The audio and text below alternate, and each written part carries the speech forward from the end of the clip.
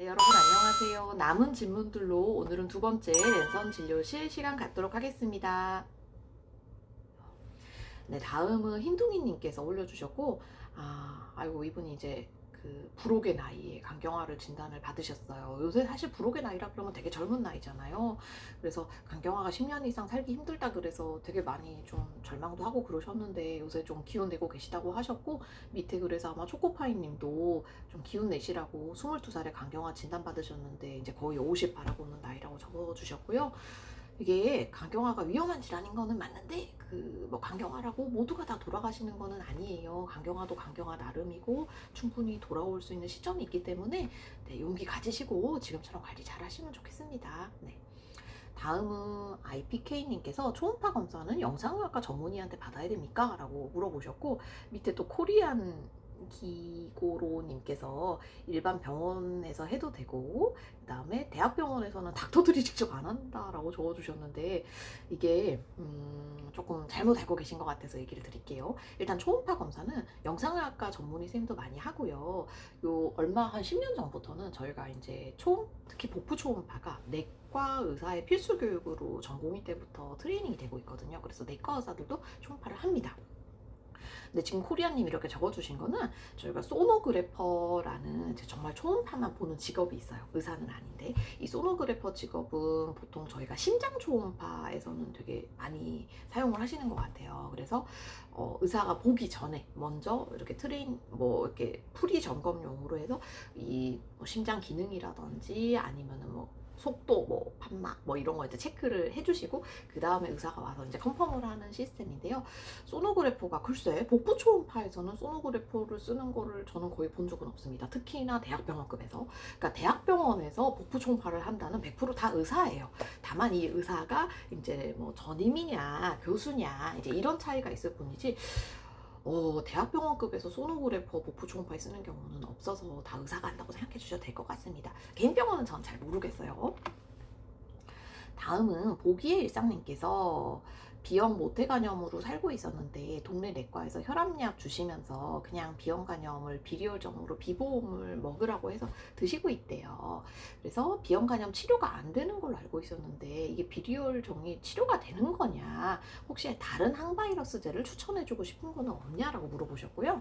그냥 간단하게 얘기 드리면 이 비리얼정은 항바이러스제의 일종인데 비형 간염 DNA를 억제를 시켜줘서 검출을 안 될 정도로 막아주는 역할을 하게 되거든요.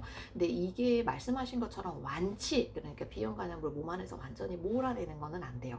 혈액 검사에서는 비형 간염 DNA가 검출은 안 되겠지만 간세포 안에는 뭐 cccDNA라든지 이런 것들이 숨어 있기 때문에 예를 들어 비리혈정을 끊게 되면은 다시 증식이 시작되면서 혈액으로 비형 간염이 증식이 될 겁니다. 그래서 어떻게 보면 완치보다는 비형 간염을 억제, 그 다음에 관리해주는 용도로 조금 더 많이 쓰이는 것 같고요.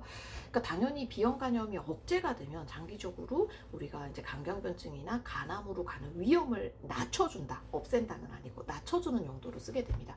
이것보다 더 좋은 약이 있냐? 아니, 이미 좋은 약 드시고 계신 거예요. 비리얼 그대로 드시면 됩니다.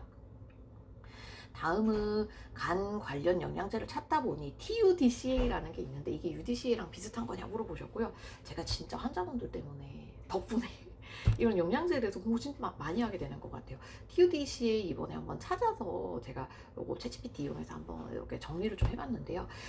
UDCA는 우리가 흔히 알고 계시는 우루사라고 생각하시면 될 것 같고요. TUDCA는 타우린을 이제 붙인 거를 TUDCA라고 하더라고요. 그래서 인체 내에는 뭐 UDCA도 있고 TUDCA도 있기는 한데 보통 우리가 전문 의약품으로 쓰이고 있는 거는 UDCA.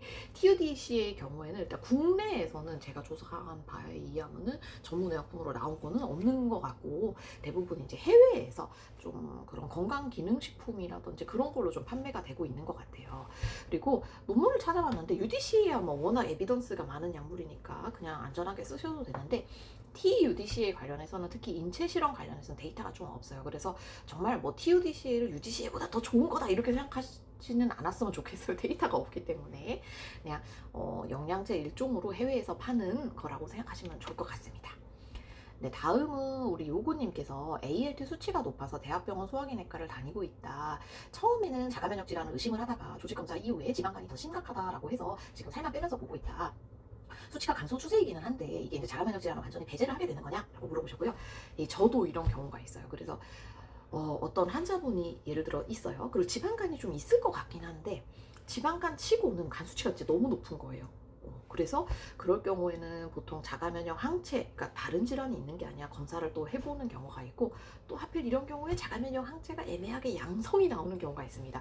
그러면 이제 의사들은 이분이 지금 지방간 때문에 간 수치가 오른 건지 자가면역 질환 포션이 있는 건지를 좀 감별을 해야 되고, 결국 그때는 저도 조직 검사를 많이 권유를 하게 됩니다.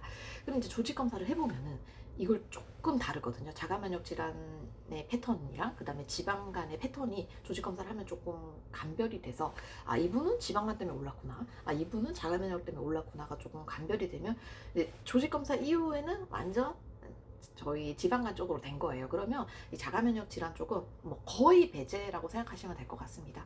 이게 자가면역 항체가 나온다고 무조건 자가면역 질환은 아니거든요. 그래서 살 빼면서 특히나 간 수치가 좋아지고 있고, 그 다음에 이 조직 검사 결과도 지방간이었으면 그 이분은 지방간에 의한 간 수치 상승인 거예요. 그래서 뭐 특별히 문제가 없다면은 아마 자가면역 질환은 조직 검사까지 한 경우라면 거의 배제되지 않았을까 싶습니다. 네, 다음은 주연님께서 길버트 증후군인데 소화가 너무 안 된다, 미치겠다 얘기하셨고, 길버트 증후군이랑 소화랑 관련이 없습니다. 길버트 증후군은 말 그대로 그냥 체질이라서 이 소화가 안 되는 거는 다른 위장관 질환이나 원인을 좀 찾아보시는 게 좋을 것 같아요. 이프님께서 이거 아마 김상균 교수님이랑 그때 찍은 연말 술자리 영상이었던 것 같은데, 건강을 해치지 않고 원만한 사회적 관계를 유지를 위해 추천하시는 최대 주량을 물어보셨고요. 이거 환자분들 진짜 많이 물어보시거든요. 근데 저는 여자든 남자든 일주일에 한 병을 외치고 있습니다. 네, 한 병을 아껴서 드셔라. 그러니까 뭐 술자리가 2번이면은 반 병씩 꺾으시고, 술자리가 한 병이면 그냥 한 병 드시고, 네, 그래서 한 병 안 넘기시는 거 추천드립니다. 다음은 또 온누리님께서 요즘도 만년필 쓰는 사람이 많은지 물어보셨고요. 만년필 쓰는 사람 많이 없어요. 요새 점점 인구가 줄고 있어가지고요. 만년필 박람회 뭐 그런 동호회 같은 거 해보면은 되게 아는 얼굴들이 많이 있습니다. 네, 다음은 알콩달콩님께서 제가 자막 실수가 들어갔나 봐요. 최정함이 이 최정함이라고 나와서 어디 최신지 물어보셨고 참 자막을 듣고 다 쓰면 좋은데 요새 저희 이 자막 프로그램 어도비 중에 자동으로 자막 생성해 주는 게 있거든요. 그거가 조금 오류가 있어가지고 최장함 최씨 잘못되어 있는데 고쳐놓도록 하겠습니다. 다음은 HMJ님께서 30년째 소주 2병을 드시면서도 계속 영상 보고 계시다고 하셨고, 그러니까 HMJ님도 지금 인진하고 계신 거잖아요. 이러면 안 된다, 위험하다. 네, 그래서 일단 조금 용기를 갖고 정신건강학과 먼저 상담을 조금 가보시는 게 좋을 것 같아요. 지금 정도는 확실히 알코올 의존증이 조금 있으시거든요. 그래서 술을 조금 쉽게 끊을 수 있는 방법을 하는 게 우선입니다. 제 영상을 보는 게 우선이 아니고요. 다음은 평정씨님께서 여기 평정씨님 뿐만 아니라 여러 분들께서 남겨주셔서 제가 그냥 올려봤는데, 자, 평정심님, 매일 소주 2병을 먹는데 간수치 정상이다. 마라톤님, 난 어렸을 때도 20-30병씩 먹었고 지금도 하루에 2병씩 먹는데 괜찮다.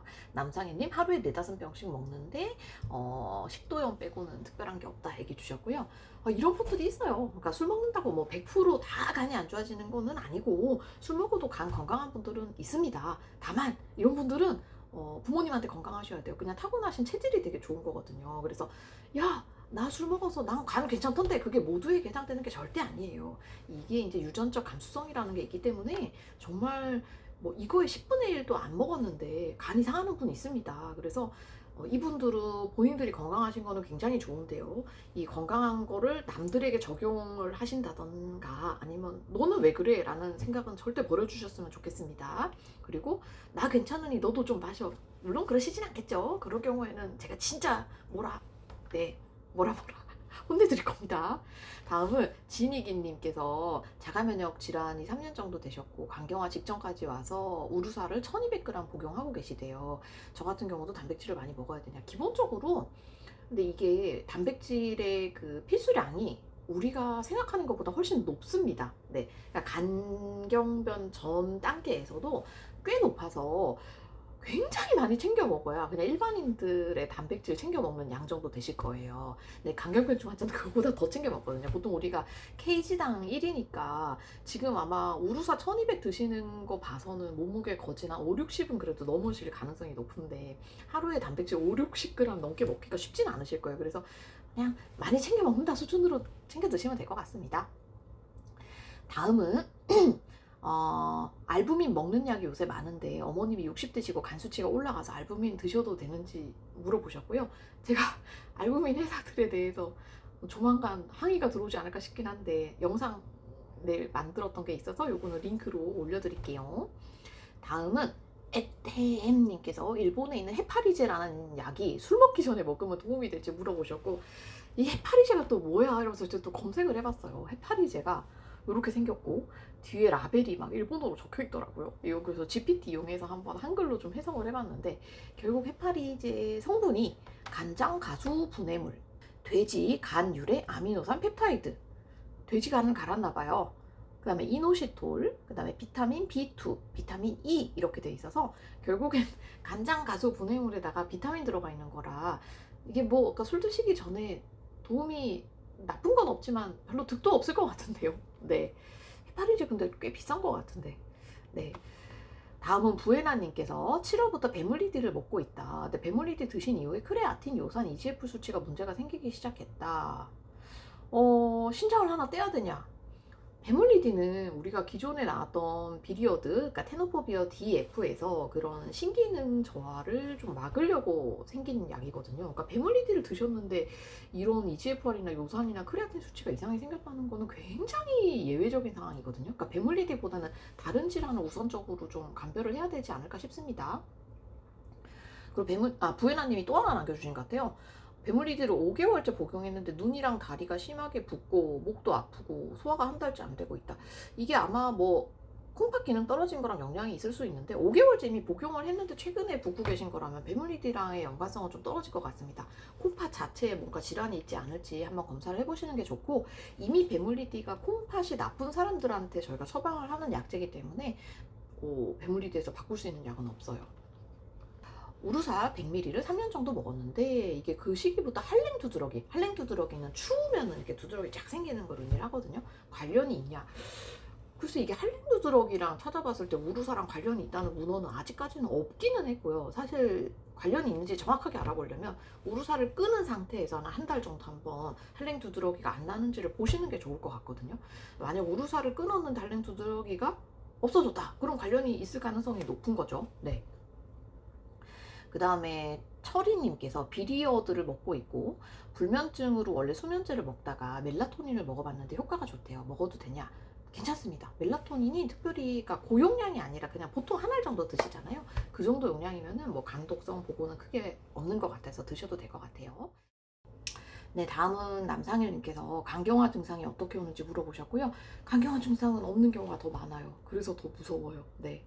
그러니까 이미 뭔가 뭐 흔히 얘기 들을 수 있는 거는 뭐 복수, 그다음에 황달, 소변 색깔이 갈색으로 변한 뭐 뻘겋게 변한 뭐 이런 것들이 있는데, 사실 이런 거를 자각을 할 때쯤에는 간경화가 굉장히 진행한 경우가 많기 때문에 그냥 미리 검사하는 것 말고는 특별한 거 없습니다. 사람들 뭐 피곤하다 그러면은 간이 안 좋다 무조건 생각하시는데, 피곤한 거가 간경화 증상으로 첫 번째 나타나는 경우는 저는 많이는 못 본 것 같아요. 그래서 그냥 미리미리 검진하시는 게 최우선입니다.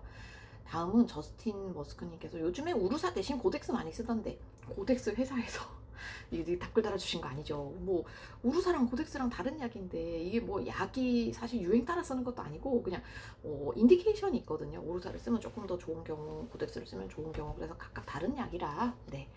그 다음에 다음 우리 윤성님께서 우루사 처방을 잘 안 해주는 이유 영상에 답글을 남겨주셨는데, GPT가 먹어도 된다고 했어요 라고 얘기해 주셨고, 예, 이거 뭐 GPT가 근데 의외로 참 전문적인 그런 상담과 관련해서 물론 그냥 되게 지식적인 거를 주는 거는 좋은데 어떤 그 환자의 맞춤형으로 대답을 해주는 거는 저는 아직은 조금 떨어지는 것 같아요. 다행이긴 합니다만 의사의 입장에서는. 다음은 이명재님께서 마지막으로 이제 기타는 좀 치는지 물어보셨고, 기타 못 칩니다. 실력이 안 돼요. 실력은 안 되는데, 근데 기타 칠 때가 되게 뭔가 뇌가 막 스트레스 받고 엄청 막 죽을 것 같고 이제 이럴 때 약간 엔진을 좀 바꿔서 음악을 하게 되면 되게 스트레스가 많이 풀려서 그 용도로 많이 이용하고 있습니다. 네, 여러분 오늘은 이제 질문을 다 맞춰서 두 번째 랜선 진료실 시간 마치도록 하겠습니다. 항상 건강하세요.